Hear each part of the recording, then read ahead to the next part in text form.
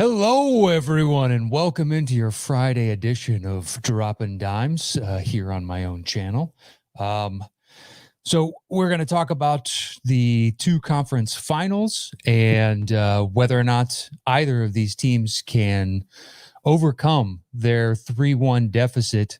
We had last night's game against the Lakers and Nuggets, and then tonight the pivotal Game 5 for the Heat and the Celtics. Now, if you want to join me, like we had a couple people join last week, just email droppingdimesshow@gmail. The link is right up there if you just want to copy and paste, and I can send you over the link and you'll be able to join me over there. But if you'd rather just join in the chat, I will be responding to people that chime in on the chat. The last few fan-driven shows have been quite popular, so I'm just going to go with this again. It was fun last week doing it and kind of getting the pulse of what everybody else is thinking while they're watching these games.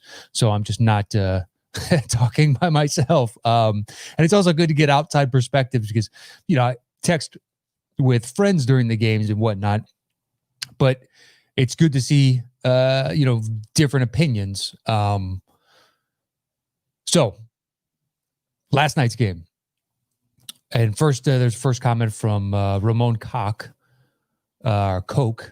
It's a good evening, Matt, from the Netherlands. Well, hello from the Netherlands. What time is it there? Like 8 p.m.-ish? Something along those lines. I hope you had a nice evening over there in the Netherlands. So last night's game, a lot of flack today about the officiating and the disparity in calls. If you go and look it up, the fouls are listed at roughly the same. I think there's a 3 personal foul difference to 28 to 25. So on paper, it looks like it was an evenly officiated game, but you have to ask yourself when those fouls come, because it can unduly affect, the outcomes and the momentum. If certain teams are piling it on. It really seemed like the Lakers were getting, at times, some very cherry foul calls that I'm not sure entirely that would have been warranted. It's fine. It happens within officiating. But then on the flip side, if you're going to do that, then the Nuggets weren't getting as many calls as you would rightly assume if on the other side of the court, the Lakers are getting, I don't want to say ticky-tack, but there were some fouls where, hey, this is the playoffs. I don't know how that's a shooting foul. Whereas like late in the game, Murray got bumped. It should have been an and one when he dropped that one on Rondo. He was driving down and his right shoulder bumped into Rondo. They collided and then he leaped off and shot that little floater and it went in and it was called on the floor. But the thing is, he didn't dribble again. He was already gathering the ball, which under the rules of the NBA, that makes that a shooting foul. So yes, but that's the thing. Officials are human, so they're going to make mistakes. They're going to miss calls. I don't think it was wildly egregious, but I do think LeBron going to the line, 14 times last night? After the Lakers publicly lobbied the NBA to officiate him like a superstar, which is what superstars get. They get a superstar treatment. And Jamal Murray, not getting those calls. Well, on some level, you need to kind of earn it. But I do think LeBron was getting some calls where it's just like, all right, well, he publicly complained. We're going to give him a few more shooting fouls than he probably, earned, so to speak. My favorite was, I think it was in the third quarter. He's going for a drive. He got fouled, but it wasn't like a brutal foul, but fine if you're going to call it. But he turned to the official to complain, and the official blew the whistle within a second. Like he was right on top of it. And LeBron was complaining about, I guess, the whistle not coming, preemptively as he was driving to get it. He hadn't been fouled yet. So yeah, I don't know. The LeBron complaining does bother me. All the players complaining bothers me. There was, to go old man on you, there was a time where you didn't talk back to the refs. You didn't say anything for fear of getting teed up. They did their job, you did yours. Now there were times where you would complain, but it's not after every fucking call and non-call where guys are looking over at the ref, hands up, like, what the hell? And and you're not getting back on defense, and you're hurting. Now you're adversely affecting the transition defense and the potential of the other team getting an easy basket. And it's exhausting to watch. It's like, stop complaining, just play the game. Yes, you're not going to get every call, and it doesn't yet. Yes, you can also complain on occasion when you feel it's egregious, but every single stinking time, like it ruins it. You're the boy that cried wolf. The effectiveness of your complaint is completely nullified when you complain every single time. But the weird thing is, so you look at the stats in the game flow of last night, like the Nuggets shot a better percentage from the floor. They shot a better percentage from the charity stripe, and they shot a better percentage from the 3-point line. And you know where they got killed? Second chance points and offensive rebounds. That's it. That's their big, that and the free throw disparity. The Lakers made more free throws than the Nuggets even took. I think the Nuggets took 23 total. They went 20 of 23, and the Lakers went something like 28 of 35. So that disparity within free throws, and also just the second chance points. The Dwight Howard had 6 offensive boards. He was all over it. I mean, it should have been an even wider margin if they're getting all those extra looks at the basket. But to stave that off, the Nuggets still shot 50% from the floor, 88% or so, something like that from the line, and then 35% from 3, all better marks than the Lakers did. Dwight Howard checked in. He had a double-double at halftime. It was, so weird to watch him somewhat morph back into a version of himself from Orlando. I'm just waiting for him to implode in that he has another good game, say, and then suddenly he feels like he's superstar Dwight again and should be getting all the calls he's getting, and his emotions get the better of him, and he gets flustered and starts jawing at the refs, and he does that thing that he did in game 4 where he threw the ball and got teed up. I can see that kind of stuff happening from Dwight again. All right, so going over to the chat, Do It for Cash says, what's good, Matt? How about the Murray layup last night? The kid's a savant, but that 3-1 comeback ain't happening this time. He had like 5 shots last night that were nothing short of spectacular. That layup was, I couldn't believe it went in the moment. Mind-blowing. It just, the English, as he's tucking under, he does that little right arm tuck. LeBron has gone up. Dwight didn't even attempt to contest the shot because he figured LeBron's got him. He's closed off. He's not going to get around. And somehow in midair, he flares his legs. He just scooches right underneath LeBron and does this last second English on the opposite side of the backboard. And it just goes perfectly in. Honestly, if that was an inch higher, that shoots off the left side of the rim because he had to use so much English and force to like whip it up there. It was perfectly, absolutely perfectly placed. He had that little, it was like 4 plays later, I think. It was in the 4th. He's going down. He's near the elbow, and he's got Rondo on him, and he starts to fade to his left, and he jumps off, and he shoots this lefty floater, and it just goes perfectly in. Just perfectly in. He had, so many ridiculous shots. Now, the question is that layup better than the 360? I kind of have to go with the 360. Because it was practically a legit 360 in the playoffs. It was just absolutely gorgeous to watch. But I think the degree of difficulty on the one last night, that one had to be 100% perfect for it to go in. So I don't know, but both of them were exceptional. Can they come back from 3-1 down? Well, I mean, no team had done it twice in the playoffs until they've done it. To think that they could do it 3 times would be, I don't know.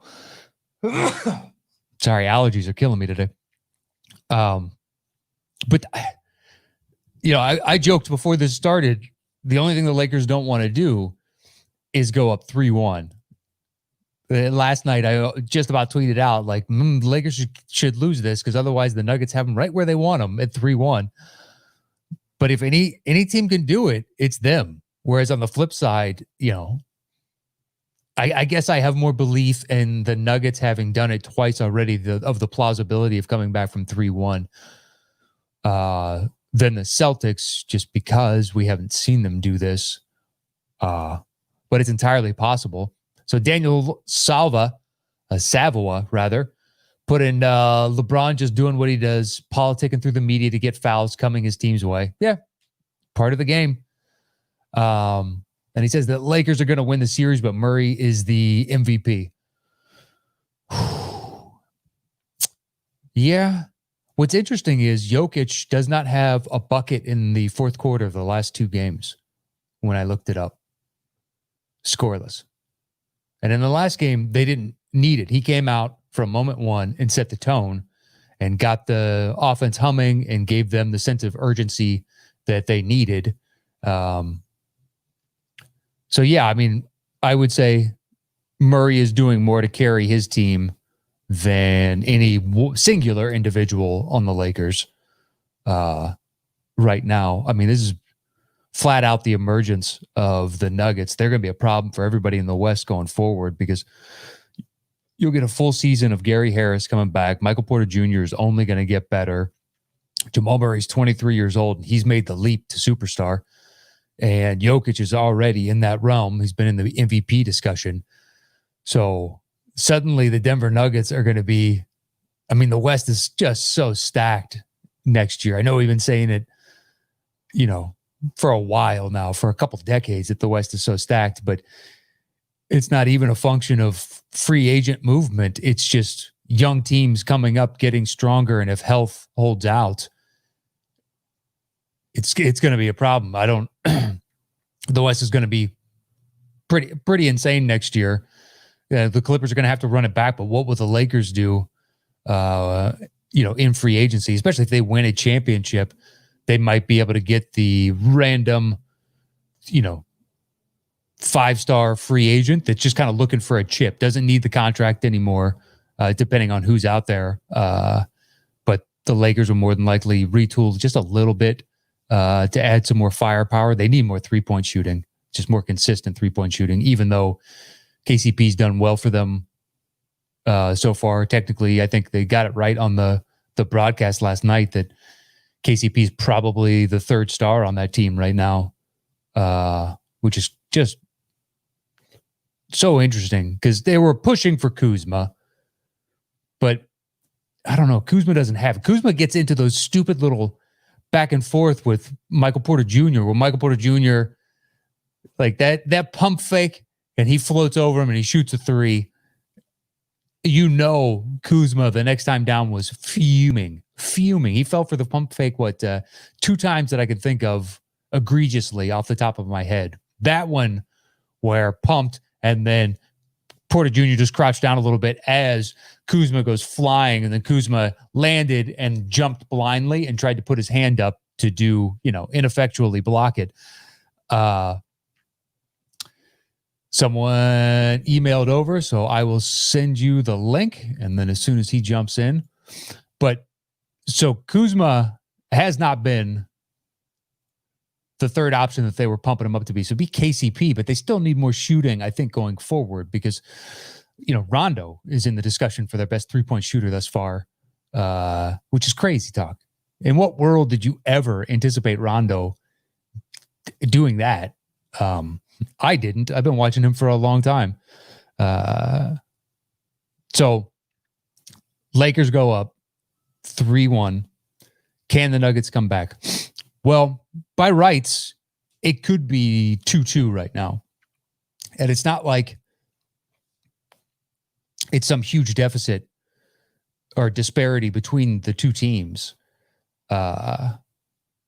For whatever reason, in the past couple games, like AD just is not getting rebounds. He didn't get his first rebound last night until roughly around the 5-minute mark of the third quarter. He's just nothing. And he started off hot as can be. What did he go 7 of 7 to open the first quarter, and then went cold, so to speak. I think he missed his next 3 or 4 in the second quarter, but still shooting 7 of 10, 7 of 11 come halftime.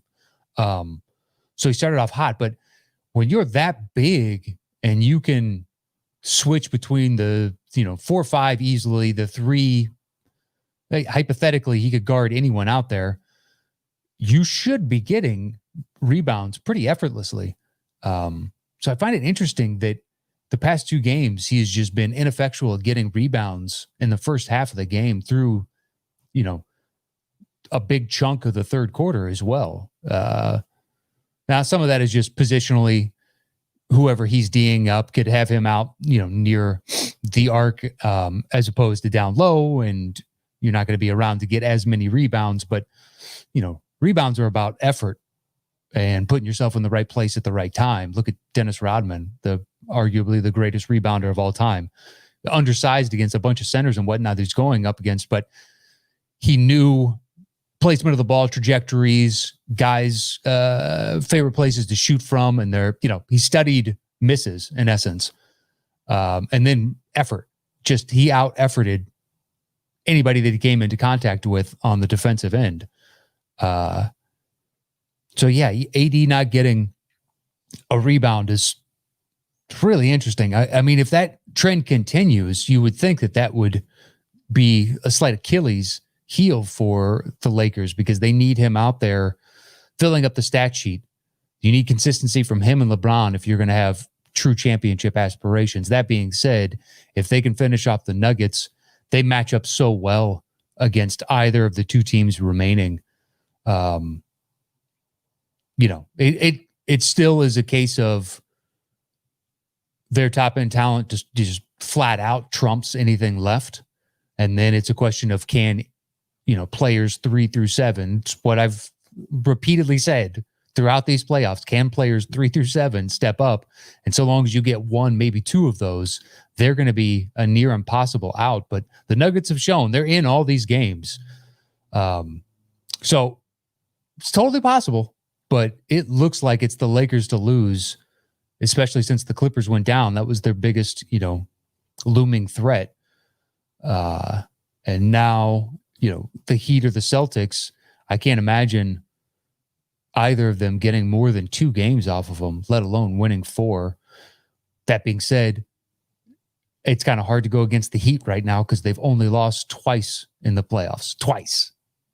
That's elite, all-time level winning right there. Only losing twice. If they close out tonight, they're on par with the early 2000s Lakers and the mid 90s Bulls for just like running roughshod through the playoffs. And the thing is, you could knock, the matchups they've had, like the Pacers without Sabonis and Oladipo not coming back to full strength just yet, type of thing. But you play the teams in front of you.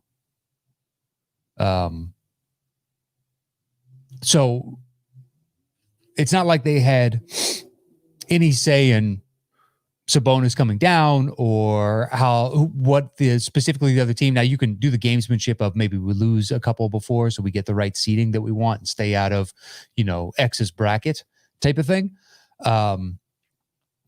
But at the same time, they're still winning these games. Now against the Celtics, they're evenly matched.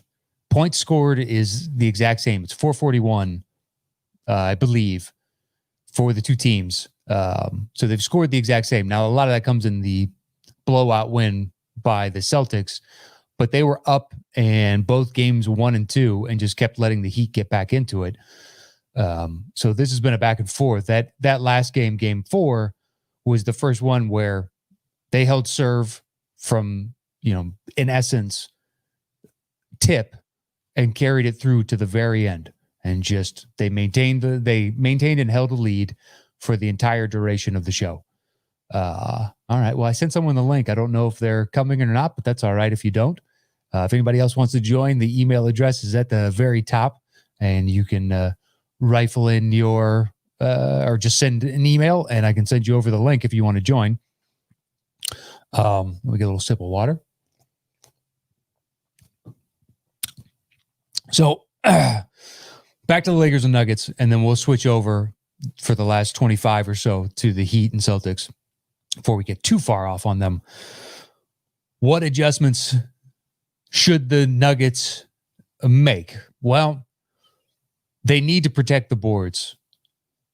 But I'm not sure entirely what you do there. Do you play more minutes for Michael Porter Jr.? Because putting at a twin towers of Plumlee and Jokic, you're going to lose. You're going to gain in defense with Plumlee, but you're going to lose some of the offensive punch you would get from someone like Michael Porter Jr. So it's a trade-off. And I don't really think you need the extra defense because you're holding strong against the Lakers. So it's really just limiting their offensive rebounds and their second chance points, because at one point they were up 18-2 in second chance points. I don't know what the final was, but 18-2 somewhere around the mid to end of the third quarter, I believe it was. And they're just, when you get dominated like that and you give another team easy opportunities to get points up, it's tough to win.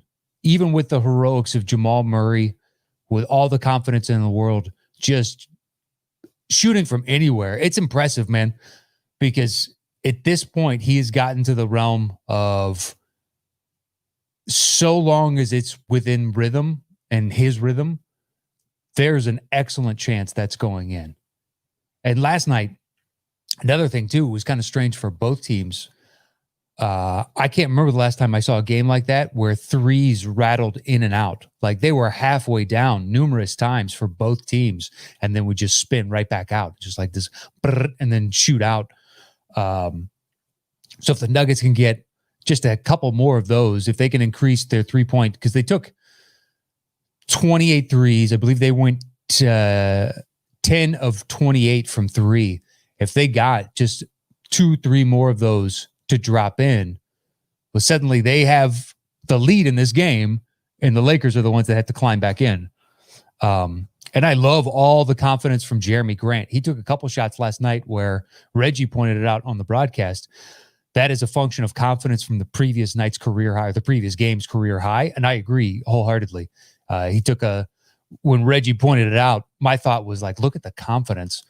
Just came in and did this beautifully, nice little stroke, pure confidence, silky smooth jumper from about 15, 16 feet out. And it's good to see that, because he's always been somebody you plugged in there for defense and to grab a couple boards. And, he's their best defender on LeBron. And he's done well enough, as well as you really can do against LeBron. It's like him and Torrey Craig are their best answers for that. But see the confidence in Jeremy Grant, and he had at least one, if not two, of those threes that I was talking about that rattled in and out. But you get a couple more of those to drop. And they are shooting with confidence. So I don't know. It's not, a lot of people now are saying, that game 4 win by the Nuggets, woke the sleeping giant of the Lakers. Possible. Yeah, sure. It's possible. Maybe the Lakers weren't fully stepping on the gas to close this out. But I think more so, I think the Nuggets, it took them, that first game was kind of, they got their asses handed to them. They also just came off another 7-game series where they had to come back from 3-1 down, and they're a little bit exhausted coming into this and mentally spent. Their adrenal glands have been pushed to the limit, their edge. So that wasn't so shocking. Game 2, if it weren't for that miscommunication on the switch, which now there's video of Jeremy Grant basically calling out to Miles Plumlee saying, I don't know where the fault lies. A lot of people that night were saying, Miles Plumlee, what the hell were you doing? I believe that was game 2, wasn't it? On the AD game winner? Yes, it was.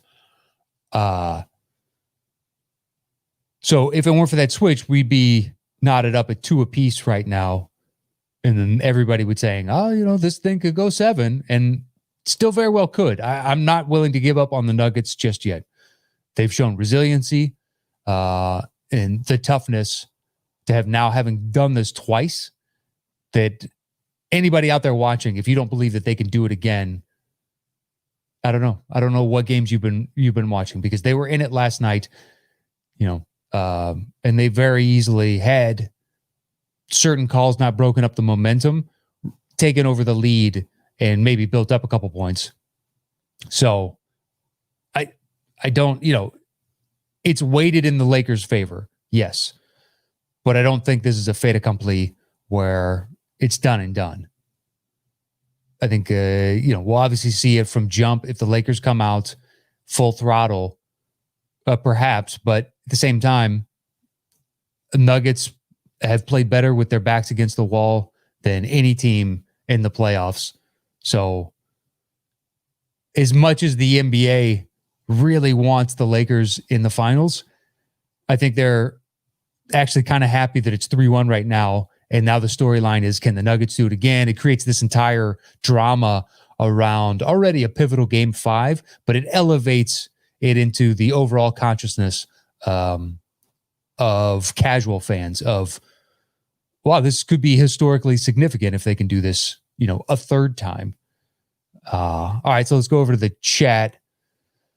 So Spiderhawk says, it certainly looks like Lakers versus Heat finals. Do the Heat have a chance? We'll get over to the Heat in just a second versus the Celtics, and then we can talk about proposed finals matchups between the two. And he says, I hope the Heat win just because I like Jimmy Buckets from when he was with the Bulls. I agree, but it feels doubtful. Yeah. Adrian Rodriguez, Heat in 5, let's go. Well, he came on the chat last week, and, definitely a Heat fan, was wearing his Heat jersey. Heat in 5 is entirely possible. They looked confident and strong, as opposed to operating from a deficit like the previous games where they had to come back, and then they had the best final kick, especially obviously in games 1 and 2, where the Lakers or the Celtics keep building up these leads, and then Heat wouldn't die, and they just come running right back. And then Daniel Cara writes, Grant has been surprisingly fantastic on the offensive end. Imagine if they had Barton. I know. Will Barton is not in the bubble, and he's been in the virtual fans at least once, but I think twice, but I know once for sure, where they check in, they're like, oh, Will Barton, who should be there. But at the same time, they already have a tremendous amount of depth. I mean, they traded off guys to Detroit literally just to free up room so they could pare down their rotations because they had too many mouths to feed for minutes. That's how deep they've been. And good for the Nuggets, man. I love any of these homegrown teams where it's been through the draft and they've developed their own young guys, much like the Heat. Someone on Reddit put up a little, a comment or, a post rather, saying the Celtics top 5 were all picked in the top 10 and the Heat's top 5 were not. Just like, yeah. I mean, Jimmy Buckets is your alpha. And guess what? As a Bulls fan, we got him off the scrap heap. Like, he was not a lottery pick. He was a project. And damned if that dude didn't put in all the time in the world to be a superstar. And I thought in that last game, when he came out, the very first possession, they went to Jimmy and he got that over in the dead zone between the out of bounds, the underneath the basket, and that little 12-footish area. And he did a little turnaround. I think it was a bank shot to go in. And you're like, okay, they're going to make a concerted effort to get Jimmy going early. I just, like a lot of people, thought that's what they need to do just to establish himself early on and maybe take some of the pressure off of his teammates, but just to get him going, because as much as he has been pretty clutch throughout the playoffs in the fourth quarter when they need that offensive punch. They could also use his scoring throughout. But then it just turned into the Tyler Hero show after that. Utterly incredible. Have you ever seen a 20-year-old play with that kind of confidence? And I don't mean you had that expectation from LeBron when he got drafted because he'd already been anointed as the chosen one and the one to carry the mantle. So you have the expectations of he needs to be this good, or any top player like that. But what was Hero taken at 13, 14? Something along those lines. Which there's been a nice legacy of guys that good taken that late. Donovan Mitchell, I think, was 13. Devin Booker was, I believe, 13. So right in that range. Giannis, but Giannis was a project to say the very least. But Adrian just chimed in. Hero was the 13th pick. So there you go. He was the 13th. So there's a nice legacy of stellar talent that you can get in the mid to late, first round of the draft. But I mean, Hero had a layup where he went to his offhand with the left and just went soft off the glass as two defenders were coming in from his right, and he shielded him with his body, used the rim as a shield as well, and then just ever so slightly lofted up with his offhand, his left hand, and it just beautifully kissed off the glass and gently cascaded right into through the hoop. You see that and you're like, dude, this kid is so ready to make a leap into perennial all-star. It's ridiculous. And God bless the Heat. They pick him late in the draft. They get Duncan Robinson as an undrafted out of Division III. And, if he maintains his shooting, he'll be a top 5 shooter for the next who knows how many years. His skill set should not fade. Just look at JJ Redick, because Duncan Robinson is the younger version of that, where all you got to do is keep running and running and running, and make guys chase you around screen after screen after screen. You can do pick and pops and pin downs and all kinds of various actions, slip screens and drag screens. He could be a great decoy or a primary on so many of these different actions, and you got him undrafted out of Division III. And then Kendrick Nunn, who was on the Warriors G League team, and they let him go. I believe he played at Illinois, but he had some off the court troubles that made teams wary and tentative of picking him up. So they get Kendrick Nunn in, and now they have 3. Their future on these young guys looks so incredibly bright. It's ridiculous. You factor that in with Jimmy Butler setting the tone for what he wants from the team. And that tone is the exact same as what the Heat have as a culture. And it's this perfect little marriage. I did not see the Heat doing this. If practically a year ago now, which is crazy to think about, when I did my Eastern Conference preview, I liked the Heat. I had them, I can't remember. I know top 5 finishing up, but I want to say I had them even maybe a little bit higher, maybe 4 or 3. I also had Toronto not making the playoffs, so it's not like I'm Nostradamus here. But they looked interesting, and then I knew Jimmy fit the culture of what the Heat do. All the stories coming out of the Heat, it's one of those you either buy in or they ship you out. And that is all Jimmy has ever wanted in his life, of everybody has to put in the same amount of effort that he does. Otherwise, there's going to be institutional problems. That was his problem with the Timberwolves. It's like you have this young duo and you have championship aspirations. Okay, well, you guys need to put in the time to become a champion. And I'm not saying I am, but I'm willing to put in the time and learn and do everything in my power to get good enough to be that champion. And they just, Minnesota is one of those teams where the West has gotten stacked and they have a feeling of, oh, we'll make the playoffs next year. I don't think so. Just looking at all these other teams, I think New Orleans will easily eclipse them. Memphis could regress, but Ja Morant is such a force of will that I think he could definitely, lift them up into potential playoff status, just like he did this year. So I don't think, so him leaving Minnesota made all the sense in the world. All right, Sebastian has clicked in. I'm going to bring him into the show itself. Looks like he's a Heat fan. Lakers, I thought they'd beat it first. How are you? No, how's it going, Matt? Good. How are you feeling after last night's W? Scared, man. I mean, 3-1 against this team, it's not something that I want to necessarily be cheering up and down for necessarily. Like, mad respect to the Nuggets. I mean, they never didn't have my respect before this series, but obviously, like most of us, I was expecting the Clippers to obviously be facing them right now. So what they were able to do, especially being a number 2 seed last season before this. So I'm not comfortable yet, to be honest. I said Lakers in 6, and I'm still holding on to that. I think Nuggets will get next game.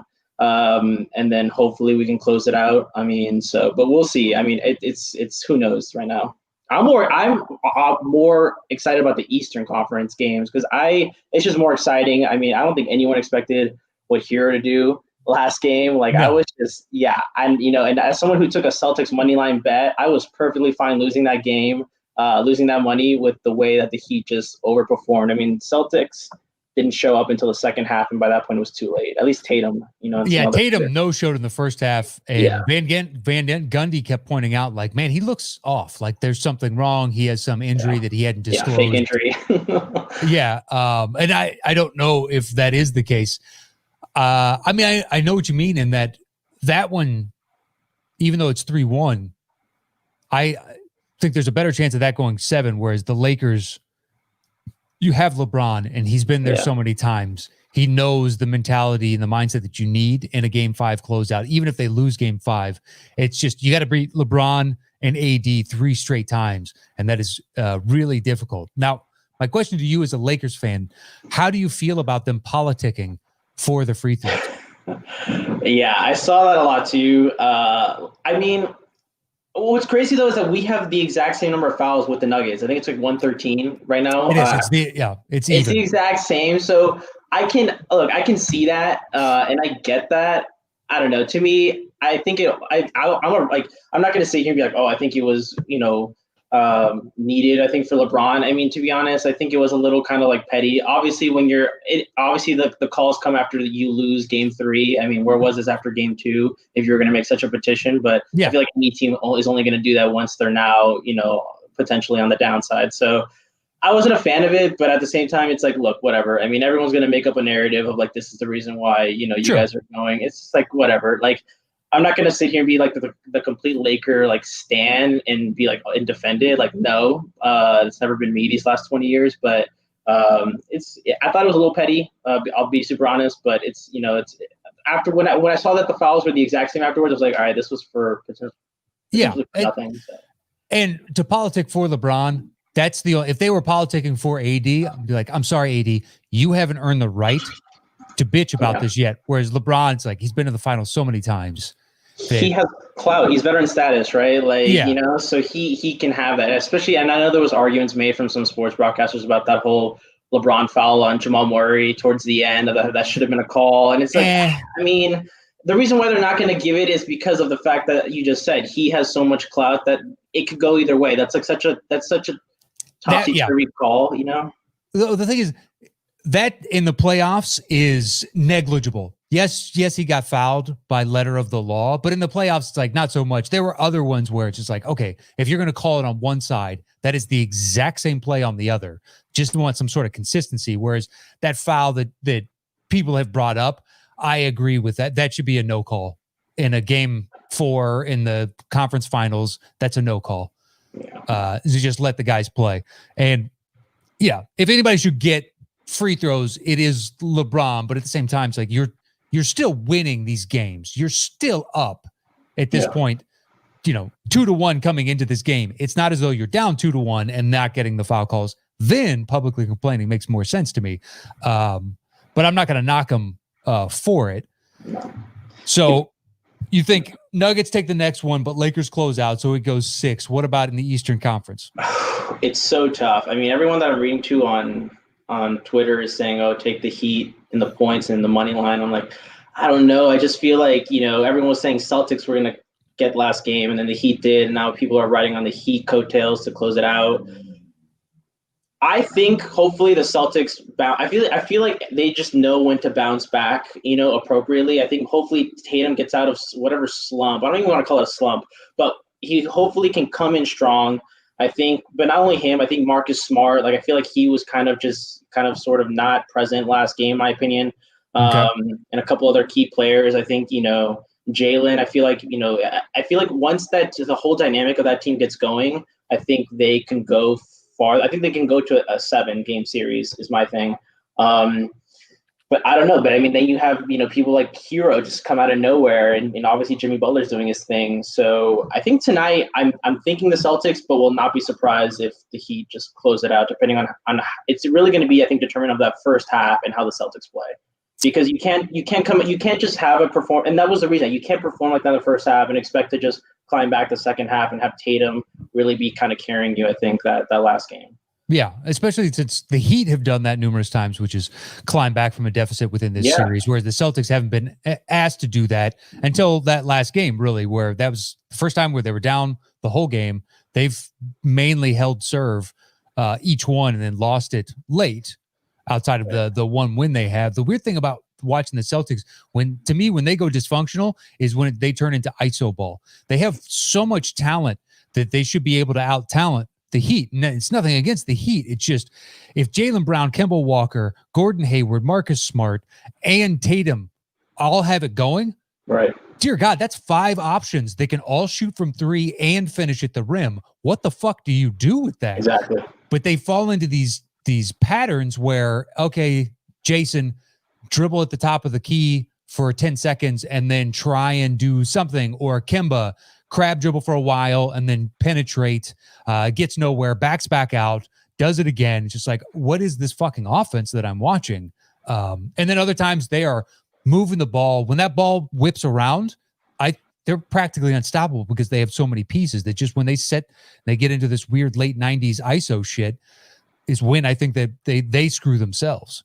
I felt like they were able to get over Spoelstra's zone defense in Game 3, which is obviously what I think got them over that hill. Because in Game 1 and 2, they were leading by double digits. I think in one point in Game 2 it was like almost 20 points. The Celtics were leading. I was like, okay. I think at one point I decided to do other areas because this game's over. And then I look and I look at my ESPN and I'm like, what, the Heat won.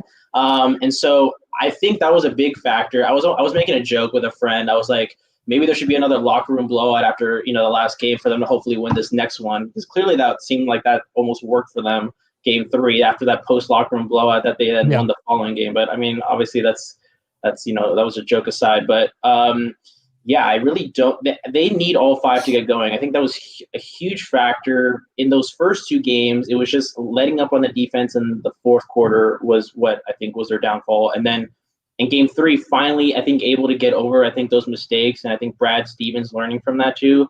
And I think once they have all of those going, they can be unstoppable. I think if they have all those going, they could have. I think it could have been opposite. I think Celtics could be up 3-1 if they had if they had known how to close out those first 2 games. I think it could be a 3-1 with Celtics up, but I don't know. And what my thing is like if let's say the Heat do move on to the finals, like what does this do? I mean, Brad Stevens is not going to get fired, but the fact that he's been in this kind of finals slump where he's been at the Eastern Conference Finals now for I think the last 2 or 3 straight years, and he hasn't been able to get through to the finals. It's like you don't fire a coach obviously like this. I mean, I'm not saying he should be. I mean, obviously he's gone farther than any other coaches, but what do you do internally to finally get over the slump? Because it seems like you guys have all the key pieces. Like what exactly are you missing to be able to get over this last, bridge? The biggest, I guess, flaw would be center, and it's nothing against Tice. Yeah, that's true. It's just there are so many other teams that have a superior interior presence. I mean, Bam for the Heat, I would, everybody would take. over Tice, no matter the cost, like between the two, but you could do that over and over. That's really their only big, huge flaw. That, and I don't think they want to continue to pay Hayward the money just because he's been so injury prone, and they could reallocate those resources, but nobody's going to take him off their hands. So they have him for the foreseeable future. I don't know exactly what you do because it's a young core. So run it back almost seems the most likely and plausible thing. But yeah, and as far as the locker room dust up, yes, but how effective is that if you have to continuously do it? Eventually, that just harpens your internal relationships if you guys have to keep going through that. Yeah, I mean, it was just funny. It's like, the minute you guys have that, you clearly win the following game. And then obviously this last game, I just don't know. I mean, the minute the Tatum and everyone was kind of in this like sort of slump or just not showing up in that first half, I was like, it's going to be tough for me. I have a tough time for the Celtics to sort of catch up when they're down than, let's say, like the Lakers or the Nuggets. I think those teams can easily get back in a game. Celtics, it's like if only one or two of your players are showing up, good luck. I think the Heat will ride the momentum and win the game, unless at least 4 or 5 really need to be all in the game for you guys to hopefully come back from a deficit in that game. And so it'll be interesting to see, this game today, what happens, like who shows up.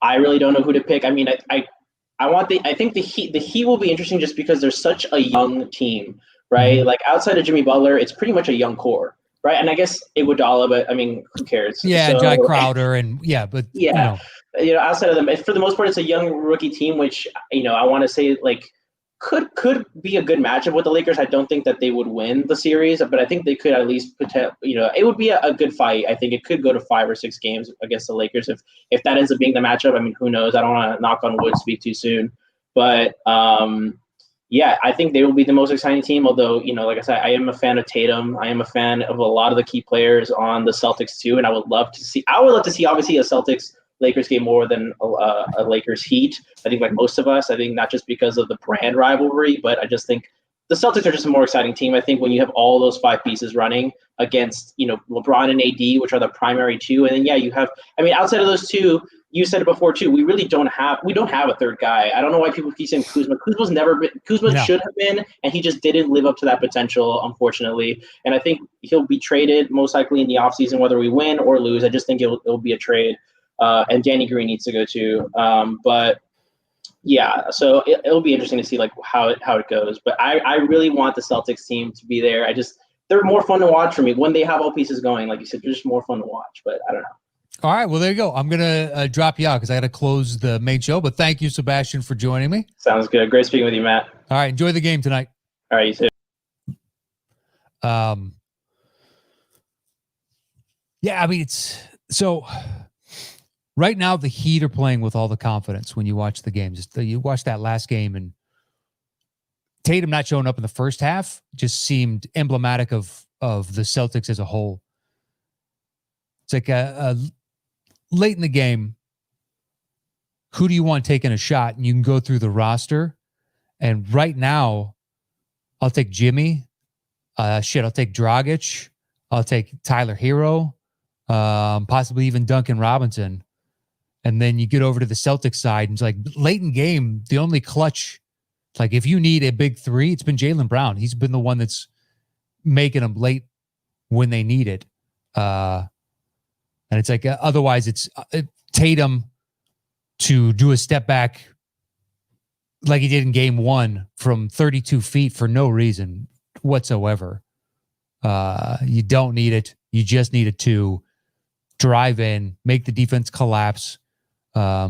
Worst case is you go to overtime, but hypothetically you could get mercilessly hacked, and then you go to the line. All you gotta do is hit one of those, and suddenly this game should be over.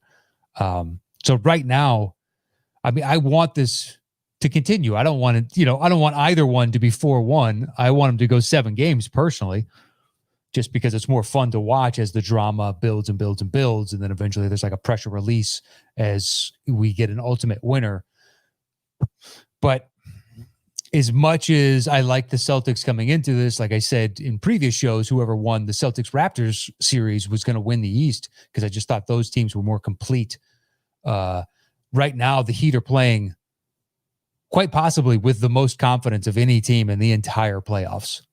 Now we'll see the intensity and atmosphere ratchets up in the finals, but it's also an anomalous finals in that you're not going to have, you'll still have media demands, but it's going to be nowhere near where you finish practice and afterwards the reporter scrum is now threefold what it is for the previous rounds games. And you don't have the travel and you don't have to deal with the crowds. You don't have any of that other nonsense. So that type of extra intensity, I think would really help a young team like the Heat. Whereas LeBron has gotten so accustomed to it that should be part of his game plan, assuming that the other team is going to be able to cope with the intensity of the moment. Because he's been there so many times, he knows exactly what to expect, as opposed to it being a new experience for almost any player. Not many people get to go to multiple championships. But the Heat right now are playing with more confidence than any other team. It is hard for me to see the Heat losing tonight. That being said, I hope the Celtics win just because I want to see this thing extended and I want more games to come. And yeah, it's just me being greedy because basketball has been so fantastic. It's been during all the midst of this madness and having to sit home more often than not and the mundanity of my life over the past 6 months or so. Basketball has been such a spark of fun and joy for me and for, I'm sure, everybody that's listening or watching this. So I don't want it to go away because then we're going to go to the off season. Of course, there's the draft and free agency, but that shit's nowhere near as fun. It is in a regular year because you have the day-to-day rhythm of life. So that helps, flesh out and give more color to that. But right now, most of us got, diddly. So having a new game to look forward to each night is pretty fantastic. Boy, I'm going to miss this in about a week and a half to 2 weeks when it's all said and done. The games are over and I have to just go back to, well, shit, looks like I'm watching this TV show from 20 years ago because I've already barreled through all the other television shows that are coming out. So I think I'm going to wrap it there early. I have some stuff to get to outside of this show, and I'd like to get them finished before tonight's pivotal Game 5 between the Heat and the Lakers. So I'm not sure what the money line is tonight, but I would imagine the Heat are favored. If the Celtics come out all cylinders firing, then they'll probably do what the Heat did and control it from moment one and ride it out, and we'll get a Game 6. But if it comes down to late game, who's going to make a play? You just have to believe at this point that it's the Heat. They've now had 3 separate players do it. And a couple of those in Dragic and Butler do it numerous times. Heroes played pretty consistently great, but last game was really his. And, if he can do that again, then he's announcing himself as, I am a future perennial all-star in this league, which is great to watch in real time when that happens. It's like Jamal Murray last year when he was like, this kid's got definitely something. Or Donovan Mitchell, the first year that he was in the league and he got the Jazz to the playoffs, even though they just lost Hayward and they were assuming that they were going to be out. And just the announcement of that, this guy's top caliber talent. It's incredible to see it in real time.